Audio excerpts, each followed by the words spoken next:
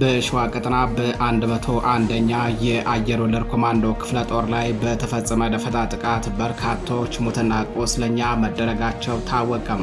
ደፈጣ ጥቃቱን ተከትሎ ለ30 ደቂቃ ያክል የጨበጣ ውጊያ የተደረገ ሲሆን በዚህም በርካታ ወታደሮች ሲገደሉ አገዛዙ ሀገሪቱን በዕዳስ ይዞ በቅርቡ ከውጭ ሀገራት ያስገባቸው አዳዲስ ዘመናዊ የጦር መሳሪያዎችም በፋኖ ቁጥጥር ስር መዋላቸው ታውቋል። መረጃውን በዝርዝር አጠናቅረን ይዘነዋል። 16 የሚሊሻ አባላት ጡት ቆራጩንና ጸረ አማራውን የብልጽግና ቡድን ተቃውመው ከነሙሉ ትጥቃቸው ፋኖን መቀላቀላቸው ተሰምቷል። ሰሞኑን የውቤ ልጆች ከፍተኛ ድል በተቀዳጁበት በስቴ ቀጠና ነው የሚሊሻ አባላቱ ከነሙሉ ትጥቃቸው ፋኖን እየተቀላቀሉት ተብሏል። መረጃውን በዝርዝር አጠናቅረን ይዘነዋል። ነውረኛው የብልጽግና ቡድን የሟች አስከሬንን ጡት በመቁረጤ ለምን ተቆጣችሁ በሚል የክብርት ሰማዕቷ ፋኖ ባለምን ቤተሰቦች አፍኖ መውሰዱ ተሰምቷል። ነውርና አለማፈር እንዲሁም ጨካኝነትና ጥላቻ ጌጡ የሆነው የብልጽግና ቡድን የክብር ሰማዕቷን ፋኖ ቤተሰቦች ዛሬ አጥቢያ ሌሊቱን አፍኖ ወደ ቡሬ እንደወሰዳቸው ነው የተነገረው። መረጃውን በዝርዝር አጠናቅረን ይዘነዋል። ሰላም ጤና ይስጥልኝ የተከበራችሁ አድማጭ ተመልካቾቻችን፣ እንደምን ዋላችሁ፣ እንደምን አመሻችሁ። የዛሬ ጥቅምት 11 2018 ዓ.ም ዕለታዊ መረጃዎችን አጠናቅረን ይዘን ቀርበናል። መረጃዎቻችን ለብዙዎች ተደራሽ እንዲሆኑ ቻናሉን ላይክ፣ ሰብስክራይብ እንዲሁም ሼር ማድረጋችሁን አትዘንጉ እያለን ወደ መረጃዎቻችን እናልፋለን።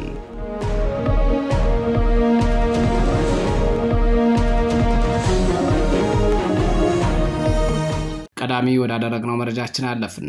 16 የሚሊሻ አባላት ጡት ቆራጩንና ጸረ አማራውን የብልጽግና ቡድን ተቃውመው ከነሙሉ ትጥቃቸው ፋኖን ተቀላቀሉ።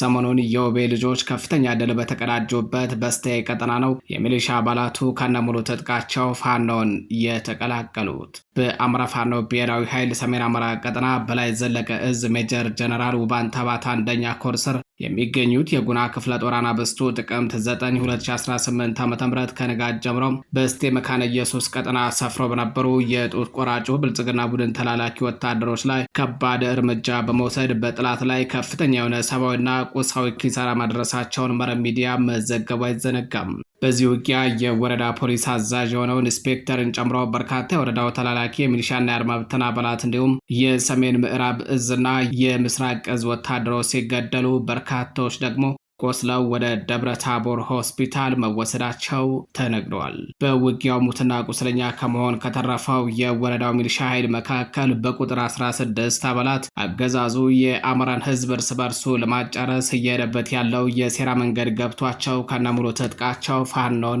ተቀላቅለዋል። በአማራ ፋኖ ብሔራዊ ኃይል በላይ ዘለቀ እዝ ሜጀር ጀነራል ውባንታ ባታ አንደኛ ኮር ጉና ክፍለ ጦር ስር የሚገኙት ፀያይ አናብስቱ በሚል ቅጽል ስም የሚጠሩት የስቴ ደንሳ ብርጌድ ፋኖች አገዛዙ በሴራ የተሞላ የጥፋት መንገድ ገብቷቸው ለመጡ የሚሊሻ አባላት ደማቅ ወንድማዊ አቀባበል እንዳደረጉላቸው መረብ ሚዲያም ከብርጌዱ ያገኘው መረጃ ያመላክታል። ክፍለ ጦሩ ሰሞኑን በስቴ መካነ ኢየሱስ ቀጠና በወሰደው መብረቃዊ እርምጃ በአገዛዙ ቤት ታላቅ ድንጋጤና ፍርሃትን ፈጥሯል። በዚህም የአገዛዙ ወታደሮች ነገ አስከሬናችንን አሞራ ከሚበላው ዛሬ ህይወታችንን እንታደግ በሚል ትጥቃቸውን እየጣሉ እየጠፉ መሆናቸው ታውቋል። ገሚሶቹም ከነሙሉ ትጥቃቸው ወደ ፋኖ እየተቀላቀሉ ነው። የተከበራችሁ አድማጭ ተመልካቾቻችን ወደ ሌላኛው መረጃችን አለፍን። በሸዋ ቀጠና በ101ኛ አየር ወለድ ኮማንዶ ክፍለ ጦር ላይ በተፈጸመ ደፈጣ ጥቃት በርካቶች ሙትና ቁስለኛ መደረጋቸው ታወቀም።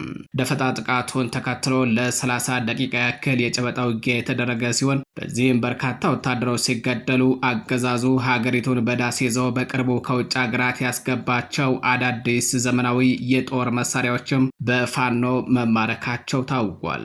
በአማራ ፋኖ ህዝባዊ ድርጅት ሸዋ ጠቅላይ ግዛት እዝ አጼ ዳዊት ክፍለ ጦር ከአባት አርበኞች ጋር በመተባበር ጡት ቆራጩ የአብይ አህመድ ቡድን ባለምጡቅ አእምሮ ሴል በሚያሞካሻቸው የአየር ወለድ ኮማንዶች ላይ የሽምቅ ጥቃት በመፈጸም ድል መቀዳጀታቸውን የእዙ ሚዲያና ኮሚኒኬሽን ለመረብ ሚዲያ በላከው መረጃ አስታውቋል። በእዙ ስር አጼ አምደ ጽዮን ኮር አጼ ዳዊት ክፍለ ጦር የታደለ ጠና ሻለቃ ከሚዳና ሬማ ወረዳ አባት አርበኞች ጦር ጋር በጋራ በመሆን በ101ኛ የሮለር ኮማንዶ ክፍለ ጦር ላይ በፈጸሙት የተሳካ ደፈጣ ጥቃት ታላቅ ድል መቀዳጀት ችለዋል። ጥቃቱ የተፈጸመው ዛሬ ጥቅምት 11 2018 ዓ.ም ንጋት ላይ ሲሆን የጠላት ኃይል ከሬማ በቅርብ ርቀት በምትገኘው ሽፈሪ አምባ ቀበሌ ሰፍሮ እንዳለ ነው መብረቃዊ ጥቃቱ የተፈጸመበት።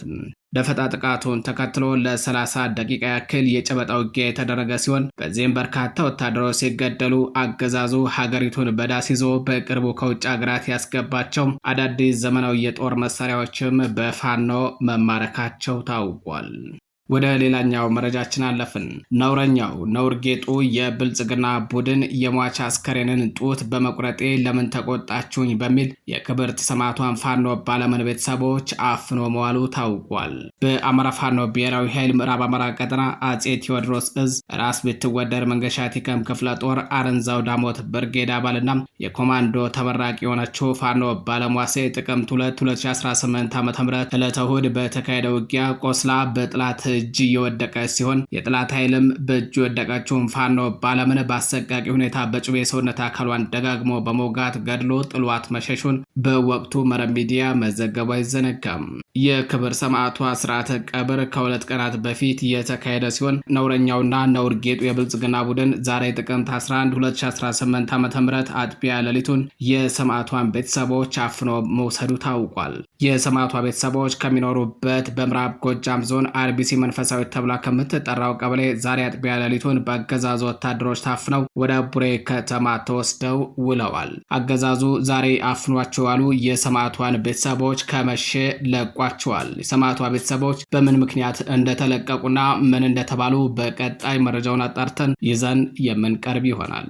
ወደ ሌላኛው መረጃችን አለፍን። በስቦ ማስከዳትና ስቦ መምታት ጥበብ የጥላትን ካምፕ እያፈራረሰ የሚገኘው የአማራ ፋኖ ብሔራዊ ኃይል ምዕራብ አማራ ቀጠና ቴዎድሮስ እዝ ጎጃም አገው ምድር ክፍለ ጦር 10 አለቃ ኤፍሬም አጥናፉ ብርጌድ ዛሬ በስቦ ማስከዳት ውጤታማ ስራ መስራቱ ተነግሯል። አዲስ ቅዳም ከተማ አድጓሚ ተራራ መሽጎ ከነበረው የጥላት ጦር ውስጥ በትላንትናውና በዛሬው ዕለት ብቻ 9 የሚሊሻ አባላት ፋኖን መቀላቀላቸው ተሰምቷል። በተያያዘ ዜና የአማራ ፋኖ ብሔራዊ ኃይል ሰሜን አማራ ቀጠና በላይ ዘለቀ እዝ ምዕራብ ጎንደር መተማ ድል ተቀዳጅተው ውለዋል። የአማራ ፋኖ ብሔራዊ ኃይል ሰሜን አማራ ቀጠና በላይ ዘለቀ እዝ 4ኛ ደጃዝማች ኮር አርበኞች ክፍለ ጦርና የ2ኛ መይሰው ካሳ ኮር አጠናዋሴ ክፍለ ጦር በጋራ በመሆን በአገዛዙ ጥምር ጦር ላይ ከባድ እርምጃ መውሰዳቸው ታውቋል። ዛሬ ጥቅምት 11 2018 ዓ.ም ከመተማ በቅርብ ርቀት ሽመለ ጋራ የመሸገው የጥላት ኃይል የፋኖ ኃይሎች ወዳሉበት ቀጠና ቢንቀሳቀስም ፋኖ በወሰዱ የማጥቃት እርምጃ የጥላት ጦር ከባድ ጉዳትን ተከናንበው ወደ መጣበት ፈርጥጧል። ከሽመለ ጋራ የወጣው የጥላት ኃይል ባላሰበውና ባልጠበቀው ሁኔታ ፋኖ ከፍተኛ ምት ስላደረሰበት ሙትና ቁስለኛውን ሳያነሳ ነው የፈረጠጠው ተብሏል። የተከበራችሁ አድማጭ ተመልካቾቻችን ወደ ሌላኛው መረጃችን አለፍን። እነ ዮሐንስ ቦያለው 15 የፖለቲካና የህሊና እስረኞች ፍርድ ቤት መቅረባቸው ታውቋል። ከመጋረጃ በስተጀርባ ሆኖ ይመስከር በሚል በስር ፍርድ ቤቱ በተሰጠው ውሳኔ ቅር በመሰኘት የተጠየቀው ይግባኝም ውድቅ ተደርጓል። በእነ የተከበሩ ዮሐንስ ቦያለው የሽብር መዝገብ ተከሳሽ የሆኑት 15 የፖለቲካና የህሊና እስረኞች ጥቅምት 10 2018 ዓ.ም በፌዴራል ከፍተኛ ፍርድ ቤት መቅረባቸው ታውቋል። በመዝገቡ ከተካተቱትና ጉዳያቸው በቅሊንጦ ማረሚያ ቤት ሆነው ከሚከታተሉት 16 የሽብር ወንጀል ተከሳሾች መካከል 16ኛው አማራ መለሰ የተባለ ተከሳሽ ግን በእስርና በምርመራ ወቅት በደረሰበት እንግልት ታሞ በሕክምና ላይ በመሆኑ በችሎቱ እንዳልተገኘ ታውቋል። ባለፈው ዓመት መጨረሻ መዝገቡ የተቀጠረው ከመጋረጃ በስተጀርባ ሆኖ እንዲመሰከር በሚል በፌዴራል ከፍተኛ ፍርድ ቤቱ ልደታ ምድብ ችሎት በተሰጠው ውሳኔ ላይ ቅር በመሰኘት በተከሳሽ ጠበቆች በኩል ጠቅላይ ፍርድ ቤት የተጠየቀውን የይግባኝ ክርክርን ውጤት ለመጠባበቅ ነበረ። ጥቅምት 10 2018 ዓ.ም በነበረው ችሎት ለመረዳት እንደተቻለው በጠበቆች በኩል የቀረበው የይግባኝ ክርክር ውድቅ ተደርጎ አለ የተባለው ምስክር ከመጋረጃ በስተጀርባ እንዲመሰከር ተብሏል። አቃቢ ሕግ 15 የፌዴራል ፖሊስና የመከላከያ አመራሮችና አባላትን ካስመሰከረ በኋላ ሁኔታውን በመገምገም አሰልጥኖ ያመጣው አዲስ ምስክር ነው በሚል ተከሳሾች የተቃወሙት መሆኑ አይዘነጋም። በመቀጠል ደግሞ ከመጋረጃ በስተጀርባ ይመስከር የሚለውን የፌዴራል ከፍተኛ ፍርድ ቤት ከምስክሩ ደህንነት አንጻር በሚል የተቀበለው መሆኑ ቅር ያሰኛቸው ተከሳሾች ባለ 11 ነጥብ አቋም መግለጫ በማውጣት ፍርድ ቤቱ አገዛዙ የፖለቲካ መሳሪያ መሆኑን በማቆም እንዲሰራ ካልሆነ ግን በችሎቱ ለመዳኘት እንደሚቸገሩ ማስጠንቀቃቸው ይታወቃል። በተከሳሽ ጠበቆች በኩልም ጉዳዩን እስከ ሰበር ሰሚ ችሎት መውሰዳቸውንና ይግባኙ ተቀባይነት ማጣቱ ከላይ የተላለፈው የፖለቲካ ውሳኔ እያስፈጸሙ ስለመሆኑ አንዱ ማሳያ ነው ሲሉ ተከሳሾች ተቃውመውታል።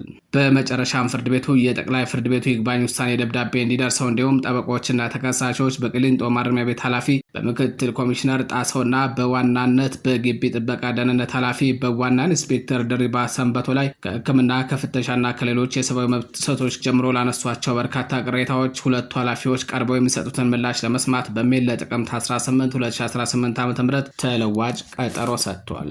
የተከበራችሁ አድማጭ ተመልካቾቻችን የዛሬ ጥቅምት 11 2018 ዓ.ም ዕለታዊ መረጃዎቻችን እነዚህን ይመስሉ ነበረ።